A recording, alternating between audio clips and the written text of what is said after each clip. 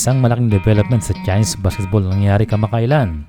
Ito ay ang pagre-resign ng Chinese Basketball Association Chairman na si Yao Ming. Naaprubahan ang application ni Yao Ming para bitawan ang 7 taon niyang hinawakang posisyon. Well, matagal na talagang balak mag-resign itong si Yao pero sa mga nangyari sa mga nakaraang taon, and finally ay nag-decide na itong bumitaw. Sa ilang taong pamumuno itong si Yao, naging maganda ang kanyang simula at gumanda ang moral ng federasyon. Pero noong mga nakaraang taon ay nakwestiyon na ang pamumuno ni Yao Ming dahil ito ay sa maraming pagkatalo ng Chinese national team. At ang unang tinuturo ay ang pagkatalo sa gilas ng kanilang koponan.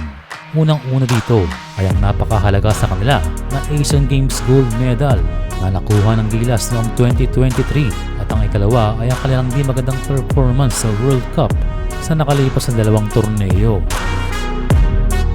Malaking epekto ang pagkatalo nila sa atin noong World Cup at ang resulta rin na nawala ang kanilang pag-asa na makabalik sa Olympics. Well, bukod dyan ay marami pang sinisilip kay Yao Ming, hindi lamang sa men's team, gayon din sa women's team as a 3x3.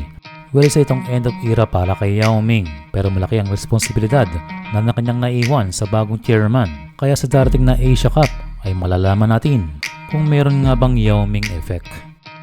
Well, sa ngayon mas swerte pa rin ang ating national team dahil gumaganda ang ating programa at isang magandang henerasyon ng mga players. Well, malaking bagay yan. Dahil kahit anong galing pa ng leader, kung ang mga batsyang player ay hirap din at hindi na kasing competitive ng dati, ay malaki ang epekto. Katulad ng Japan, we are blessed na ang panahong ito, 2024, ay may mahusay na batch ng mga players na sasamahan pa ng experience at leadership ng gilas head coach na si Tim Cone.